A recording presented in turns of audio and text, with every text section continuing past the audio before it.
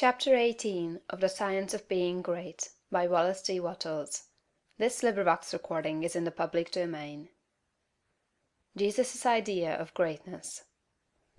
In the 23rd chapter of Matthew, Jesus makes a very plain distinction between true and false greatness, and also points out the one great danger to all who wish to become great, the most insidious of temptations, which all must avoid and fight unceasingly who desire to really climb in the world.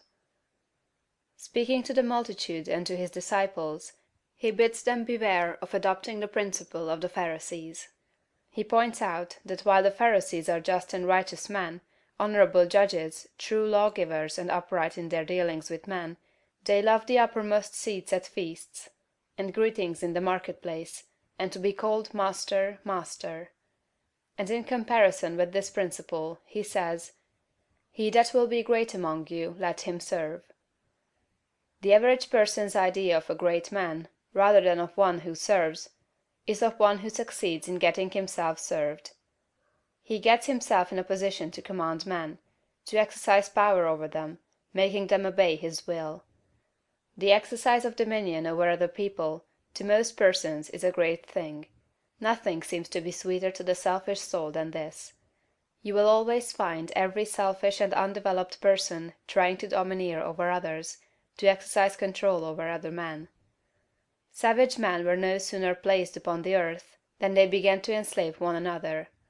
For ages the struggle in war, diplomacy, politics, and government has been aimed at the securing of control over other men.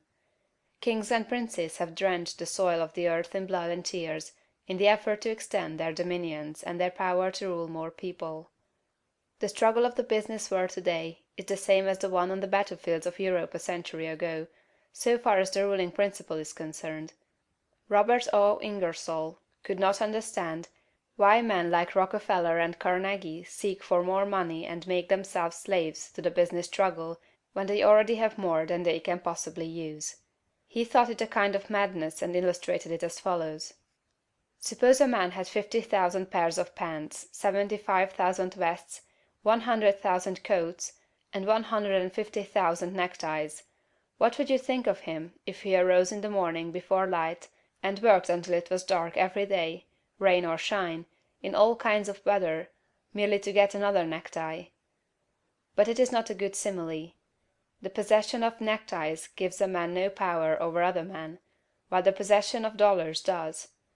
Rockefeller, Carnegie, and other kind are not after dollars, but power. It is the principle of the Pharisee. It is the struggle for the high place. It develops able men, cunning men, resourceful men, but not great men.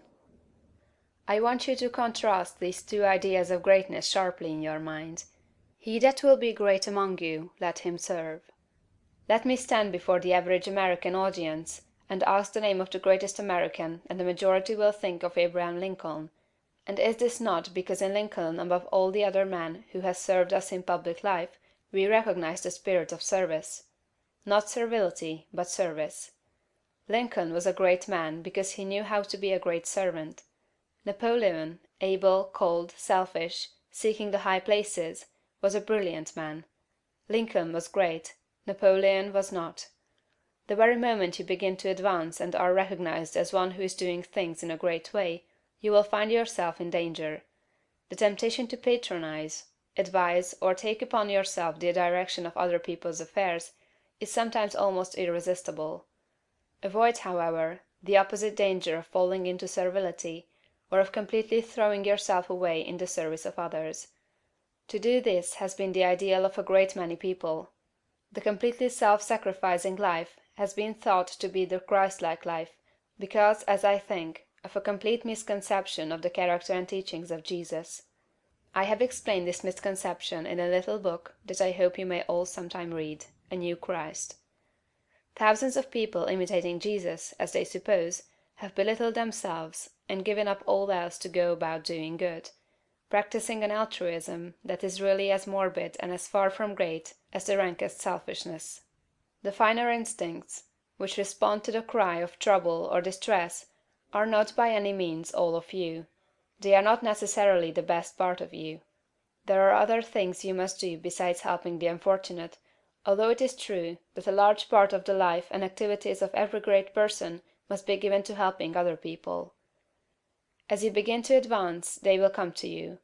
Do not turn them away, but do not make the fatal error of supposing that a life of complete self-abnegation is the way of greatness. To make another point here, let me refer to the fact that Swedenborg's classification of fundamental motives is exactly the same as that of Jesus. He divides all men into two groups: those who live in pure love, and those who live in what he calls the love of ruling for the love of self. It will be seen that this is exactly the same as the lust for place and power of the Pharisees. Swedenborg saw this selfish love of power as the cause of all sin.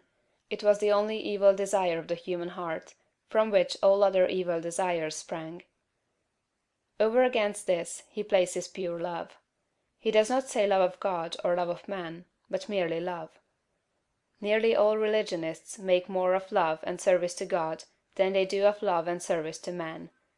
But it is a fact that love to God is not sufficient to save a man from the lust for power, for some of the most ardent lovers of the Deity have been the worst of tyrants. Lovers of God are often tyrants, and lovers of man are often meddlesome and officious. Chapter 19.